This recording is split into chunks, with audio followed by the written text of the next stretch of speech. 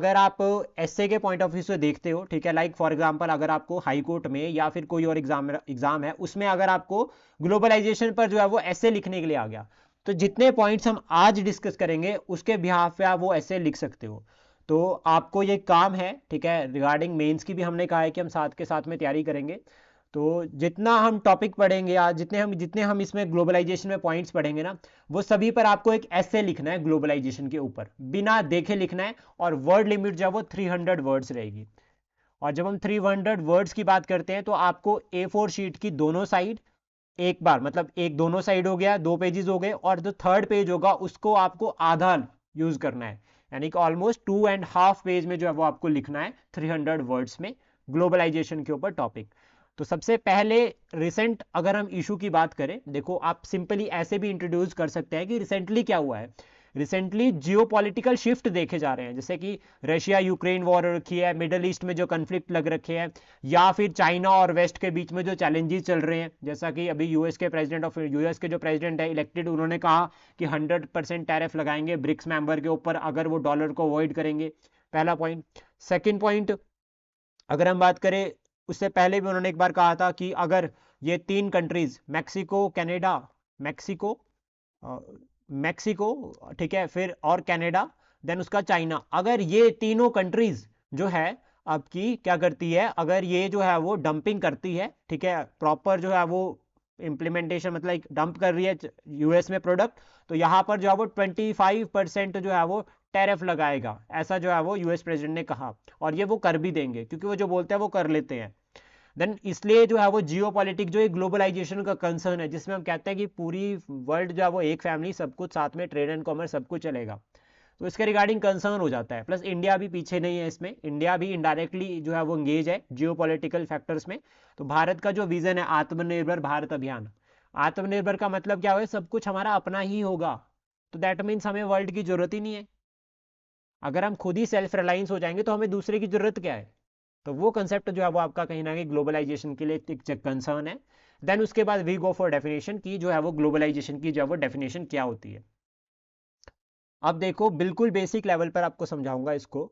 जब आप डेफिनेशन लिखोगे, लिखनी अपनी डेफिनेशन है, लेकिन आपको रेफरेंस डाल देना according to World Bank, according to IMF, जो है वो ग्लोबलाइजेशन की डेफिनेशन होती क्या है। तो globalisation is the growing interconnectedness of countries through exchange of goods, services, technology and ideas, जिसमें आपका कम्युनिकेशन, ट्रांसपोर्ट, ट्रेड, लिबरलाइजेशन होती है। अब देखो कैसे, मान लीजिए कोई गुड्स एंड सर्विसेज है, भारत ने वो बनाई, देन भारत को ये लगा कि यार इसे जो है वो वर्ल्ड वाइड बेचा जा सकता है। अब वो जो वर्ल्ड वाइड उसको बेचना है सामान को, ठीक है, उसका एक्सपोर्ट करना है, वो जो है वो आपका ग्लोबलाइजेशन का पार्ट बनता है। जब हम ये कहते हैं कि यार आपके पास ये प्रोडक्ट है और मेरे को इसकी ज़रूरत है, मेरे पास ये प्रोडक्ट है, आपको इसकी ज़रूरत है, तो जब ये कनेक्शन जो है वो वर्ल्ड वाइड चलता है, जब ये कम्युनिकेशन वर्ल्ड वाइड चलती है, तो उसको कहा जाता है ग्लोबलाइजेशन। मतलब पूरे वर्ल्ड को जो है वो मिलकर साथ में एक दूसरे के साथ, एक दूसरे के लिए जो है वो हेल्प करते हैं एक दूसरे के लिए, ठीक है, वेरियस सेमिनार्स होते हैं, ऑर्गेनाइजेशन, इवेंट, ये सभी मिलकर जो एक वर्ल्ड लेवल पर एक स्टैंडर्ड बनाते हैं, that is your globalisation. Definition clear हुई? बिल्कुल सिंपल लैंग्वेज में, क्योंकि देखो बहुत सिंपल पढ़ोगे तभी एग्जाम में याद रहेगा। जितना एडवांस पढ़ोगे, रट्टा मारेंगे, रट्टा मारा फिर कभी ना कभी भूल जाता है। क्लियर हुआ?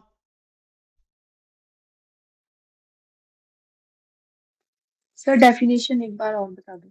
देखो सिंपल समझो, बिल्कुल ग्लोबलाइजेशन क्या होता है। ग्लोबलाइजेशन में सिंपल समझते हैं हम कि जैसे मान लीजिए आप गुड्स एंड सर्विसेज पर ही हम इसका एग्जांपल लेते हैं। अभी सिंपल रहता है कि जब हम लोग क्या कर रहे हैं, ट्रेड कर रहे हैं, ट्रेड एंड कॉमर्स कर रहे हैं, जब वर्ल्ड लेवल पर ट्रेड एंड कॉमर्स हो रहा है, मतलब हर कंट्री एक दूसरे के लिए जो है वो डॉलर में ट्रेड कर रहे हैं या फिर किसी और में ट्रेड कर रहे हैं। जैसे हम ही कहते हैं कि हम जो है वो गल्फ कंट्री से ऑयल लेते हैं और जो यूरोपियन कंट्रीज है उनको मसाले प्रोवाइड करते हैं, या हम कहते हैं कि हम जो है वो यूएस में जो है वो ज़्यादा से ज़्यादा कोशिश करते हैं कि एक्सपोर्ट हो, या हिमाचल का एग्जाम्पल लेते हैं कि हिमाचल से सेब जो है वो बांग्लादेश जाता है, श्रीलंका जाता है। तो ये जब भी जो ट्रेड एंड कॉमर्स हो रहा है, ये इन सभी को ग्लोबलाइजेशन कहा जाता है, पहला पॉइंट। सेकंड, उसके बाद वेरियस आपके इंस्टीट्यूशंस हो गए, लाइक आपका यूनाइटेड नेशंस हो गया, या फिर अगर हम बात करें वर्ल्ड बैंक हो गया, आईएमएफ हो गया, ये सभी में क्या है, पूरे के पूरे वर्ल्ड मेंबर्स हैं। ये इंस्टीट्यूशंस तभी है ना जब मेंबर्स इसमें है। अगर मेंबर्स ही नहीं होंगे तो कोई वर्ल्ड बैंक नहीं होगा, कोई यूनाइटेड नेशंस नहीं होगा। अगर सब अपना अपना ही सोचेंगे तो यूनाइटेड नेशंस नहीं होगा। तो जब सब मिलकर एक दूसरे के लिए सोच रहे हैं, जब सब मिलकर जो है वो वर्ल्ड के लिए सोच रहे हैं, तो उसको कहा जाता है ग्लोबलाइजेशन। आपने कोई प्रोडक्ट बनाया, फिर आपने उसको सेल दूसरी कंट्री में कर दिया, फिर दूसरी से तीसरी कंट्री, फोर्थ कंट्री, तो वो एक फैक्टर जब बनता है, वो चेन जब बनती है, कम्युनिकेशन एक बनता है, तो उसको कहा जाता है ग्लोबलाइजेशन। मतलब कि अब कोई प्रोडक्ट है वो सिर्फ आप तक लिमिटेड नहीं है, आपकी स्टेट या आपकी डिस्ट्रिक्ट या आपकी कंट्री तक लिमिटेड नहीं है, वो वर्ल्ड वाइड चल रहा है।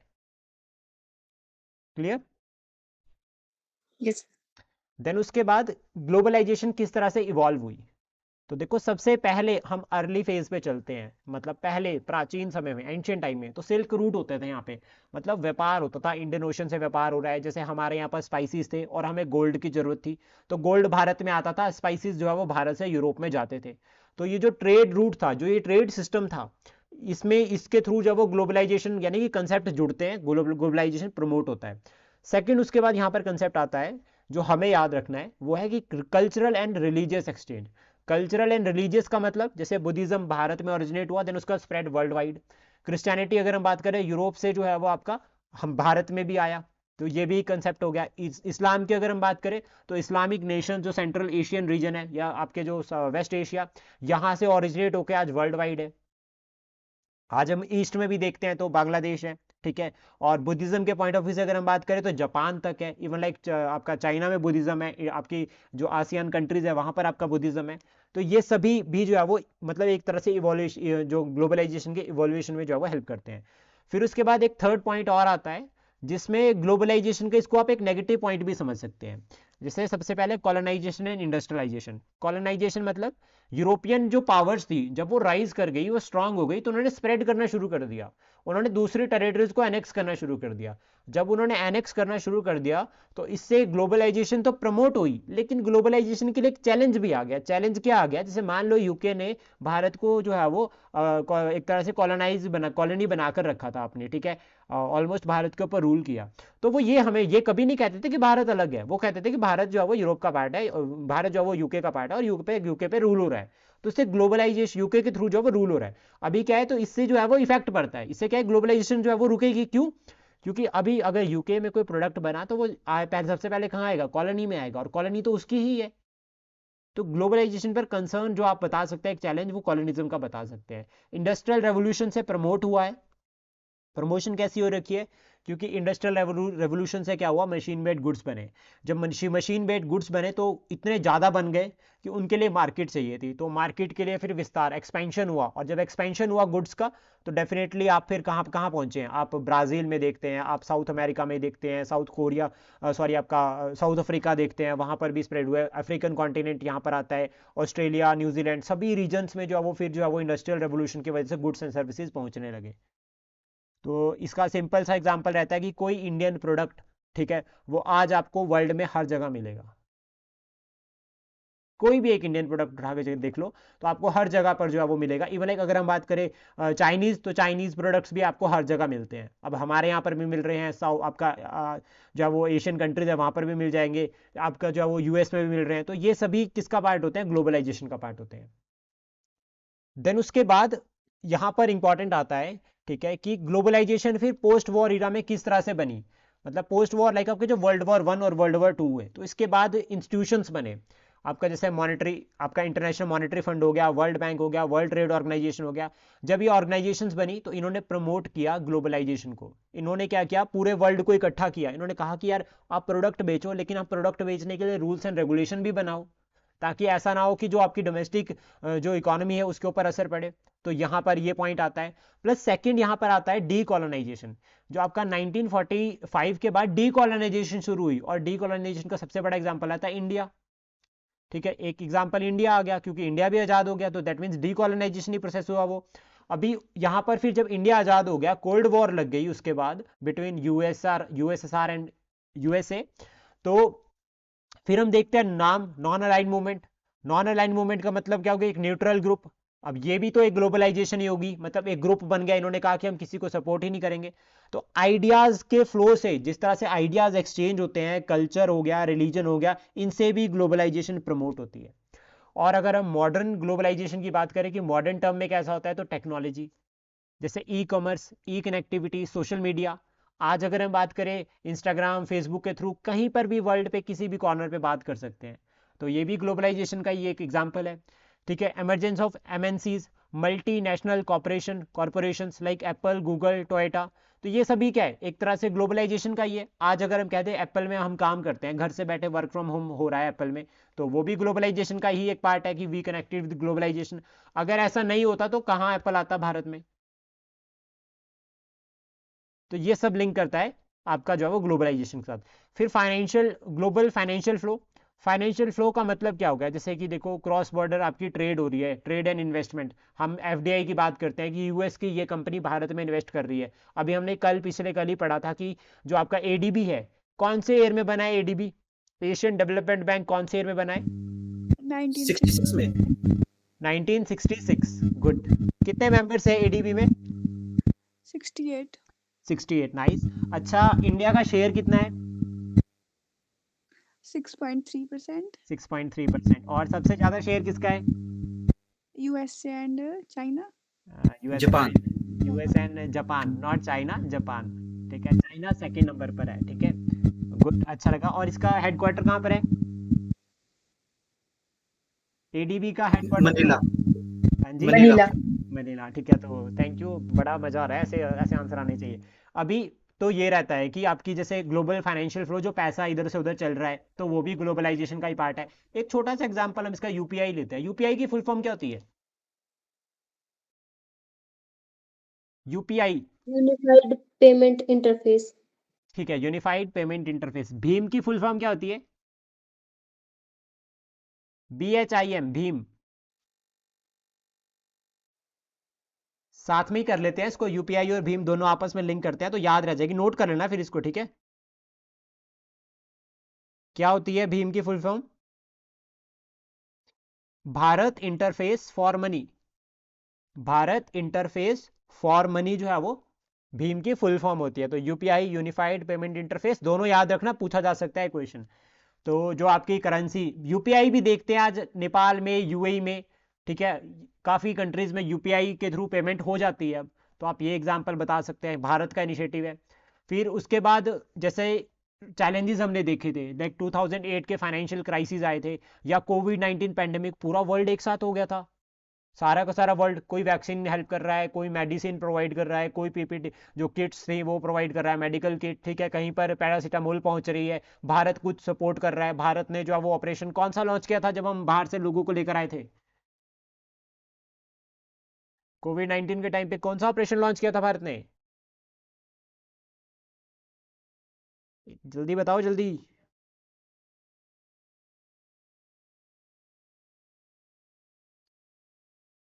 शक्ति।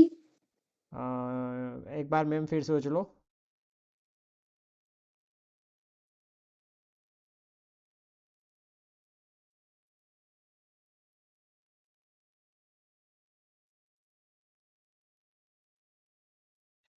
याद करो जल्दी, ऑपरेशन ये आपका शुरू कौन सा किया था?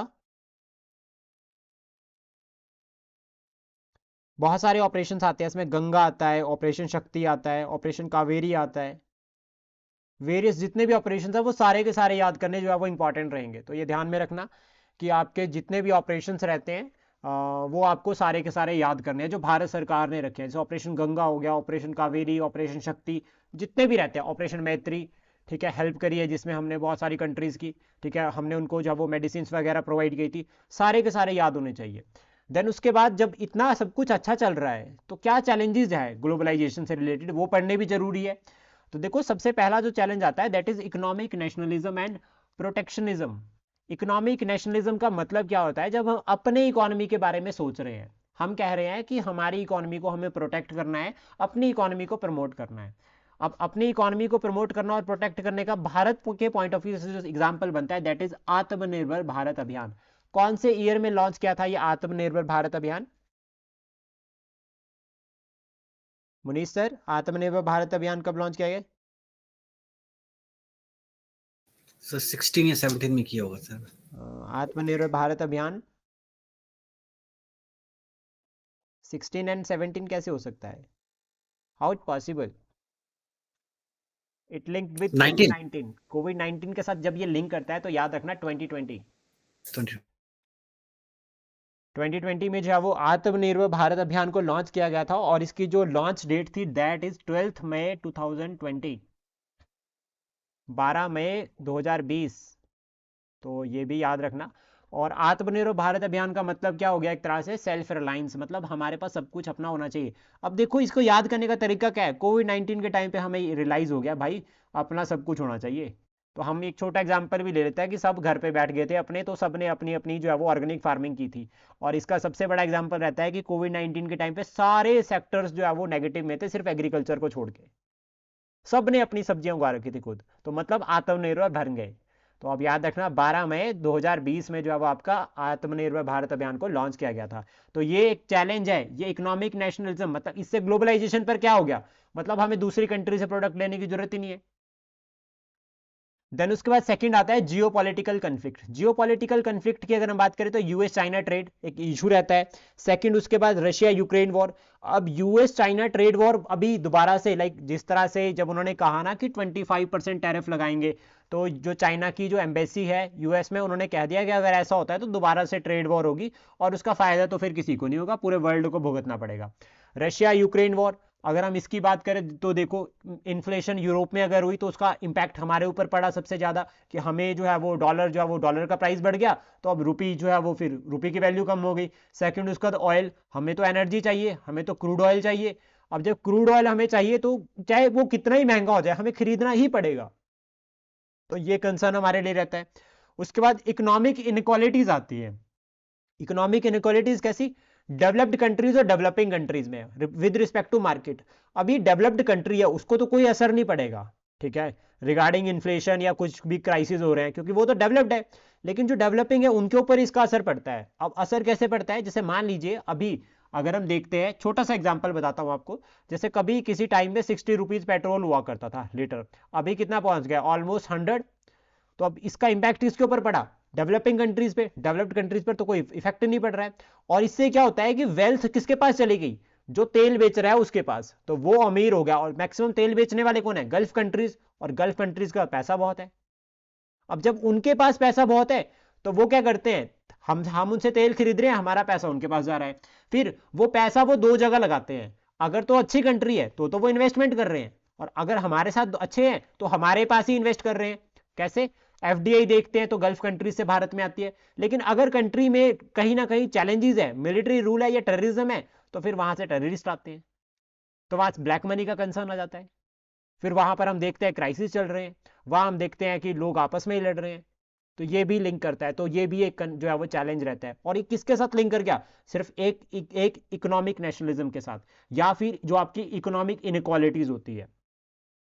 देन उसके बाद चैलेंजेस में और अगर हम बात करें तो इकोनॉमिक डिस्पैरिटीज, यानी कि इकोनॉमिक डिस्पैरिटीज का मतलब वही कि रिच नेशन जो है वो और रिच हो जाएंगे। और ये होता भी है, जब इन्फ्लेशन होती है, जब महंगाई होती है, तो अमीर और अमीर हो जाता है, गरीब और गरीब हो जाता है।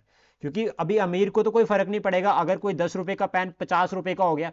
जैसे एक छोटा सा एग्जांपल बताता हूँ, बटर बाइट के बिस्किट पहले 20 रुपए के आते थे, सभी को पता है ना, 20 रुपीज का आता था बटर बाइट का पैकेट, वो भी डब्बे में आता था, एक बॉक्स आता था, फिर उसके अंदर होते थे बटर बाइट के बिस्किट। अभी वो बॉक्स तो गया और ऊपर से वो आई थिंक शायद 38 रुपीज का हो गया। तो अभी कौन खरीदेगा उसको? फिर सिंपल पार्ले जी पर चले जाएंगे वो लोग जो पहले बटर बाइट खा लेते थे। क्योंकि बटर बाइट नॉर्मली अगर एक मिडिल फैमिली के पॉइंट ऑफ व्यू से देखे तो वो रिच बिस्किट है, मतलब वो अमीर लोगों के खाने वाला है हमारे लिए, हालांकि उससे भी ज्यादा होता है। लेकिन अभी वो जब 38-40 का हो गया, क्वांटिटी और गिर गई, ठीक है, और तो फिर डेफिनेटली बात है, फिर वो इफेक्ट होता है। तो इससे क्या होगा? गरीब और गरीब हो जाएगा, और अमीर तो उसको तो कोई फर्क नहीं पड़ता, वो पहले ही बटर बाइट नहीं खाता। और अगर वो इसको 38 समझता है कि यार अब ये महंगा हो गया, खरीद भी लेगा, तो उसको कोई फर्क नहीं पड़ेगा। लेकिन हमारे ऊपर पड़ेगा। अब इसका असर इकोनॉमी पे बहुत अच्छा पड़ेगा। 20 रुपीज का बिस्किट अब 30 रुपीज में, 38 रुपीज में, 38 में खरीदा जाएगा, तो दैट मीन्स 18% एक्स्ट्रा पैसा पे किया, तो that means economic growth. Inflation जब भी होती है तो इकोनॉमिक ग्रोथ के आंकड़े पॉजिटिव रहते हैं, लेकिन उसका इम्पैक्ट, इन्फ्लेशन का जो सोशल इम्पैक्ट होता है वो इतना बुरा होता है, ठीक है, इतना नेगेटिव होता है कि जो ग्रोथ होती है जीडीपी में, जो इंक्रीज होता है वो दिखता नहीं है, उसको फिर हाईलाइट नहीं करते। कल्चरल इरोजन की अगर हम बात करें कैसे, तो देखो यहाँ पर लिंक करता है, जैसे आप कर रहे हैं एक तरह से कहते हैं कि वेस्टर्न कल्चर, ठीक है, या फिर वेस्टर्न कल्चर हमारे यहाँ पर जो है वो अभी इंक्रीज हो रहा है, वेस्टर्नाइजेशन हो रही है भारत के कल्चर की, तो हमारा जो कल्चर है, जो हमारा अपना ट्रेडिशन है वो विलुप्त होता जा रहा है। तो ये भी एक कंसर्न रहता है, चैलेंज रहता है। एनवायरमेंटल इम्पैक्ट हम बता सकते हैं कैसे, हमने कह दिया टूरिज्म को प्रमोट करो, हमने कह दिया टूरिज्म हो, और हमने कहा कि भाई वर्ल्ड लेवल पर बोल दिया कि भाई आओ भारत देखो, भारत दर्शन, सबसे इंपॉर्टेंट बात कि भारत दर्शन, लेकिन उसका एनवायरमेंट पे इंपैक्ट भी रहता है। सबसे कॉमन एग्जांपल तो आप सभी को पता है, हिमाचल का लेते हैं हम। आज हिमाचल में आपको हर जगह कूड़े के, हर पहाड़, कोई ऐसा पहाड़ नहीं होगा जहां आपको कूड़ा नहीं मिलेगा, और गाड़ियां खड़ी करते हैं लोग, ठीक है, और बॉटल फेंक कर चले जाते हैं।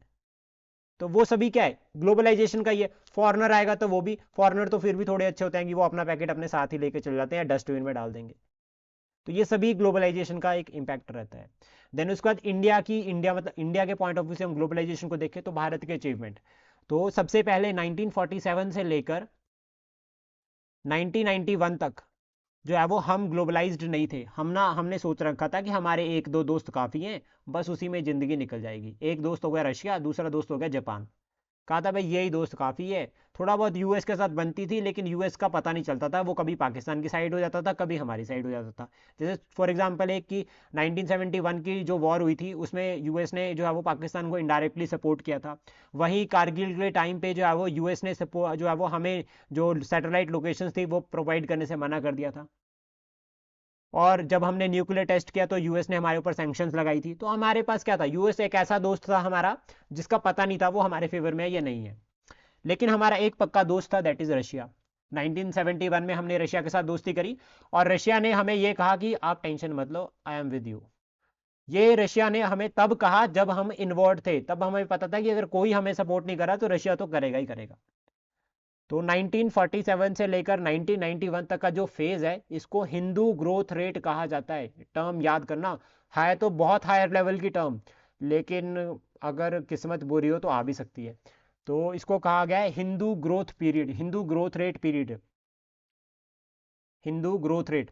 अभी 1947 से लेकर 1991 तक हम क्यों जो है वो एक तरह से इन्वॉल्व थे, तो इसलिए क्योंकि हम जो है वो 100-200 साल का जो है वो कॉलोनियल रूल को फेस कर चुके थे।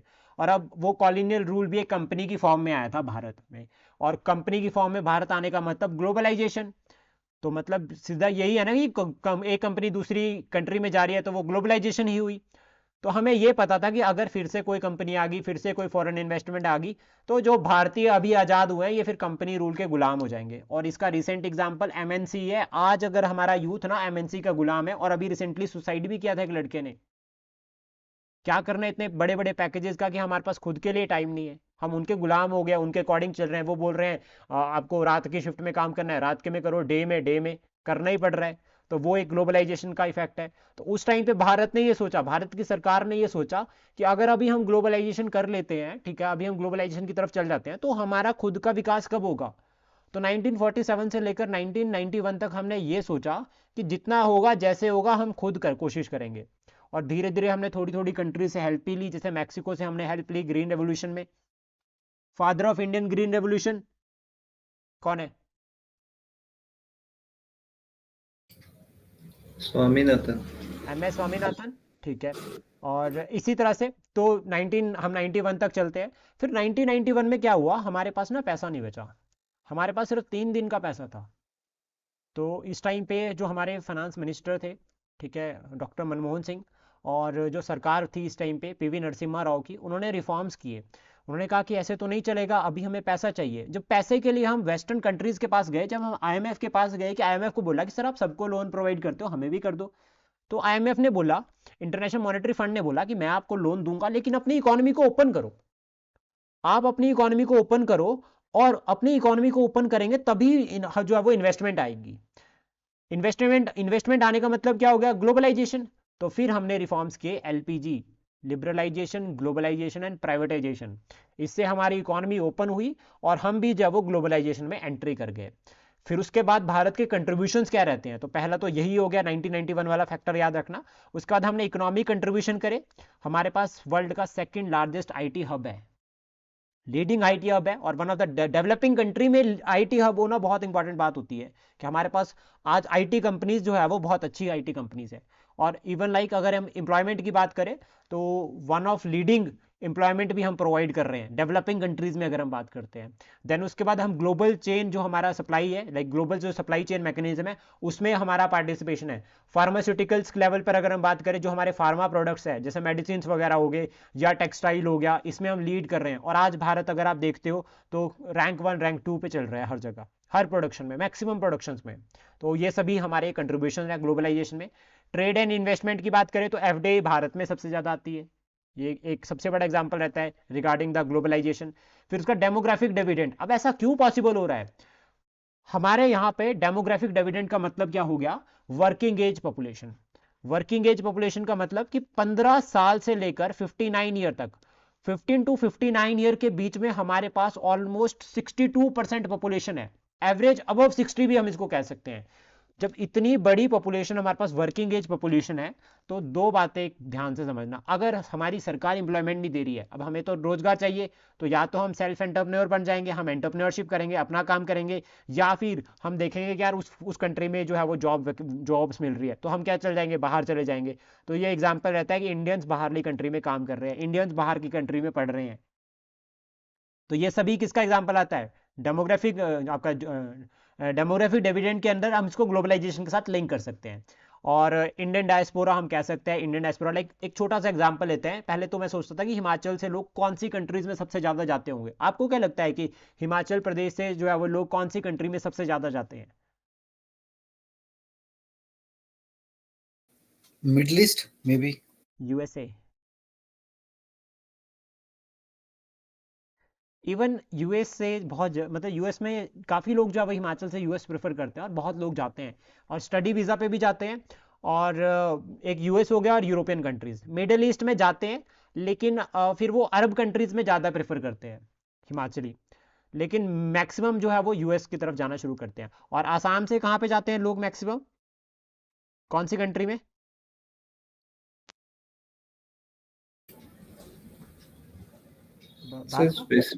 जी सर स्पेसिफिक तो नहीं पता सर, दुबई वगैरह। हाँ, मतलब इनका जो इंटरेस्ट होता है वो आसियान नेशंस की तरफ ज़्यादा होता है।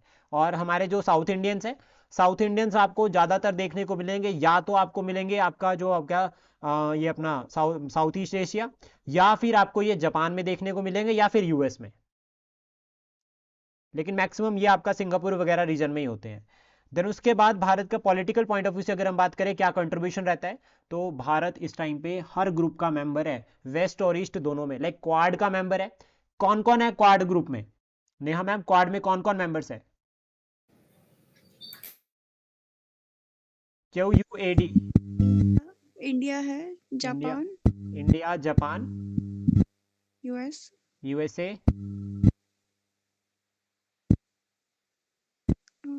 एक कंट्री कौन है, कोई और बताओ? Sir Australia. ऑस्ट्रेलिया। हाँ, तो ये हो गए 4। ठीक है, तो ये हो गया। अभी क्वाड में भारत मेंबर है, भारत शंघाई कॉर्पोरेशन ऑर्गेनाइजेशन का मेंबर है।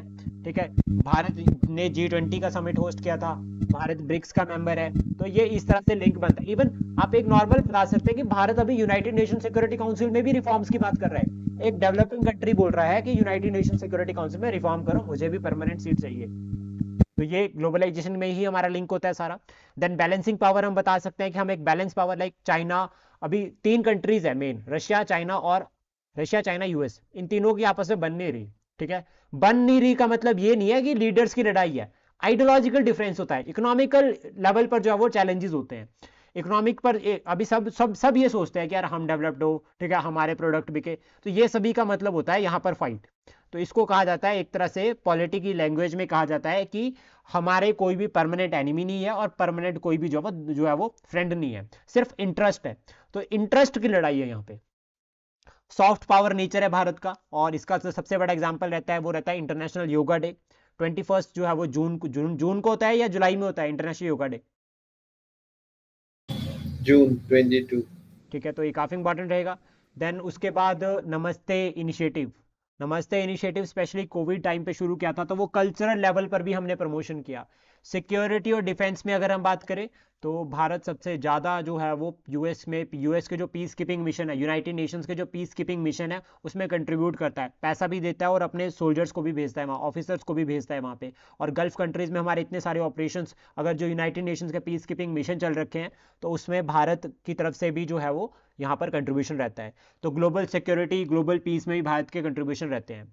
देन उसके बाद नेक्स्ट जो हम टॉपिक यहाँ पर समझेंगे वो समझेंगे कि नेशनलिज्म, हम नेशनलिज्म की बात कर रहे हैं और ग्लोबलाइजेशन, इन दोनों को भारत के पॉइंट ऑफ व्यू से देखते हैं। तो भारत क्या कर रहा है, देखो भारत के इनिशिएटिव तो ये सारे हैं, ठीक है, भारत ने जो है वो जिसके थ्रू भारत जो है वो ग्लोबलाइजेशन से कनेक्टेड है। अभी यहाँ पे हम बात करेंगे कि नेशनलिज्म कैसे लिंक कर रहा है, हम अपने प्रोडक्ट, हम कह रहे हैं कि आत्मनिर्भर, उस कंसेप्ट को हम यहाँ पर जो है वो लिंक करेंगे।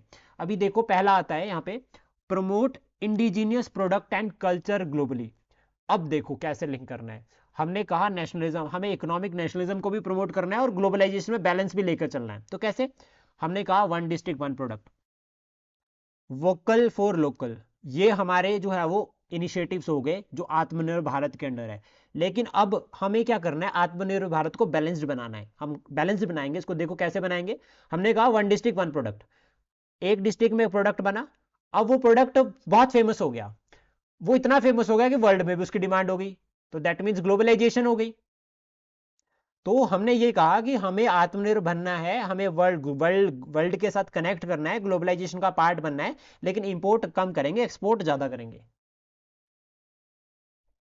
Lead in renewable energy, renewable energy इसका सबसे बड़ा एग्जांपल रहता है। भारत ने कहा कि ठीक है, हम अभी एनर्जी हमारी सबसे बड़ी रिक्वायरमेंट है, नो डाउट, और हमें क्रूड ऑयल चाहिए, क्रूड ऑयल के लिए हम डिपेंड है।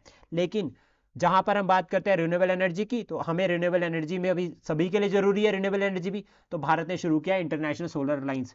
फिर हमने कहा कि ट्रॉपिक ऑफ कैंसर और कैप्रिकॉर्न के बीच में जितनी भी कंट्रीज है वो इसका मेंबर बन सकती है। प्लस हमने साथ में ये भी कह दिया कि जो बाहर की है वो भी बन सकती है।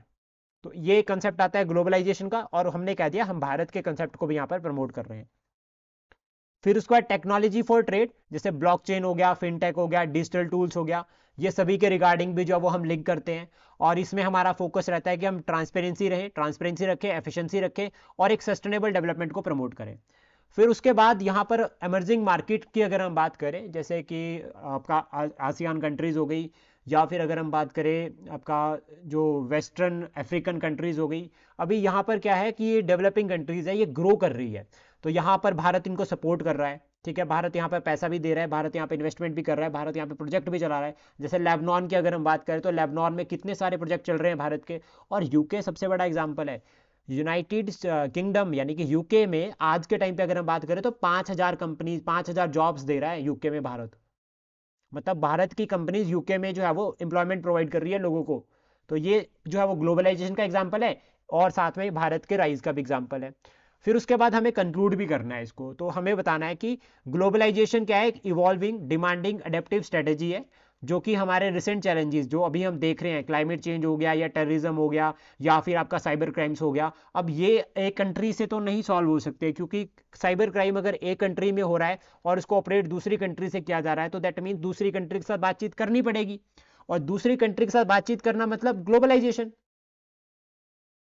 तो इसका मतलब क्या होगा, तो उन्होंने कहा कि अगर हमें ऐसे जो रिसेंट चैलेंजेस है उनको एड्रेस करने के लिए हमें ग्लोबलाइजेशन को जो है वो एक तरह से प्रमोट करना चाहिए, और इसमें जो हमारा पोटेंशियल है हमें उसको जो है वो टॉप लेवल पर लेकर जाना है, ताकि हम सेल्फ रिलायंस भी रहें और हम ये भी कहें कि हम जो है वो ग्लोबलाइजेशन का पार्ट भी हैं।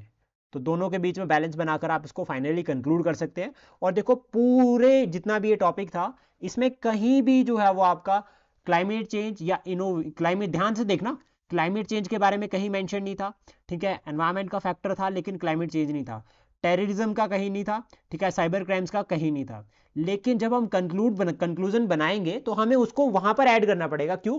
क्योंकि टेररिज्म हो गया, आपका साइबर क्राइम्स हो गए, या आपके डिजिटल फ्रॉड्स हो गए, या फिर अगर हम बात करें इलीगल एक्टिविटीज ड्रग्स वाली हो गई, जो क्रॉस बॉर्डर आपका जो इंसर्जेंट एक्टिविटीज होती है, ये सभी ग्लोबल इश्यूज है और इनके लिए ग्लोबलाइजेशन का होना बहुत जरूरी है। तो हम इस तरह से कंक्लूड कर सकते हैं। देन उसके बाद यहाँ पे 2 क्वेश्चंस भी हैं, ये यूपीएससी 2015 और 16 से लिंक करते हैं, प्रीवियस ईयर क्वेश्चंस हैं, अगर आप चाहें तो उनको लिख सकते हैं।